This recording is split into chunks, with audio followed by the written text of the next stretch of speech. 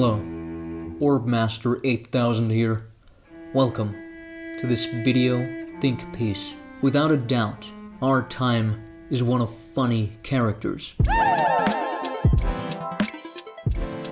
They have infiltrated many aspects of modern life. Especially on the internet, it is difficult to maneuver a website, web page, web domain, or any other online service without encountering them. What is a funny character? Well, it is quite difficult to give a general definition, but you know one when you see one. A few prototypical examples would be Mario, Sonic, Pikachu, this. You can also simply Google funny character and will be provided with an automatic selection, though that can be sometimes misleading. According to my understanding, Will Smith is not a funny character. He may be a funny man, but that's not what we're discussing here. He just does not fit the criteria, and we have to accept that. A legitimate FC is fictional, usually non-threatening, has a colorful exterior, and is overall quite faceless. Mario is the best example, actually.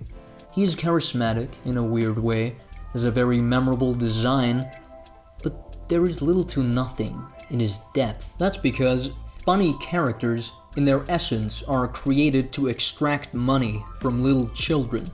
They have no personality because it would be lost on their target demographic anyways. I mean, children tend to be so narcissistic and utterly ignorant that you can actually trick them into believing that a character like Goofy could exist and would not be immediately lynched and dismembered by his fellow man.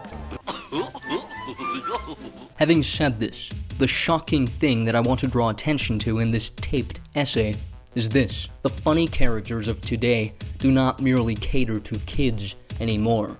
They are millions upon millions of young adults who obsess about figures such as these.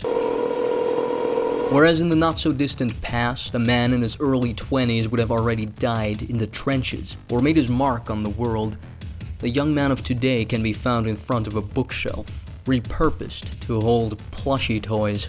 This is not endearing. It's a disease. Even though I myself am not addicted to them like others, I feel that the mere knowledge of funny characters has stunted my physical and intellectual growth.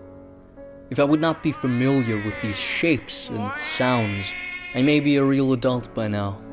Instead, my brain is softened under all their assaults. Now, I don't particularly subscribe to conservative ideologies most of the time, but I do legitimately think that there's a cancer lodged into the minds of the younger generation. Instead of wanting to accumulate money and renown, Zoomers and Millennials want to accumulate Pokemon creatures and virtual spinning coins. It's pathetic and sad. It's not a hobby or an interest, it's a fetish. As I see it, the term nerd culture is merely code for "Mommy, change my catheter. I overdosed on Gatorade." It's gone so far that scientists name genes after video game characters. The Sonic Hedgehog gene legitimately exists, a component of every living human being named after this. Ironically, its mutation leads to severe brain damage. I think we should see this as an omen. It's time for seriousness to become cool again.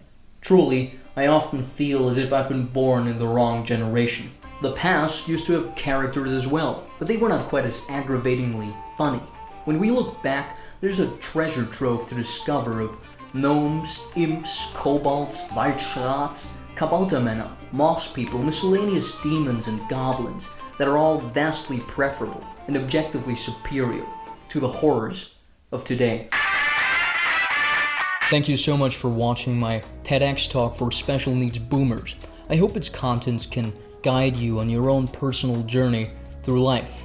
For me, it's time to go now because the lizards living in my wall and ceiling demand my attention. If you are somehow still unconvinced that funny characters are slowly eroding the fabric of our society, let me introduce you to one last specimen. His name is Father Death.